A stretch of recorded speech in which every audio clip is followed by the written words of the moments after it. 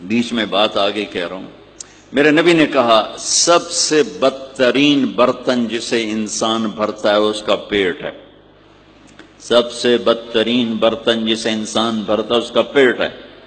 اور اگر تم نے کھانا ہی ہے اور تم کہتے ہو نہیں میں نے کھانا ہی ہے تو 3 حصے کرو، ایک غذا کے لیے، ایک پانی کے لیے اور ایک ہوا کے لیے. ایک حصہ چھوڑو، ساری زندگی بیماری نہیں آئے گی.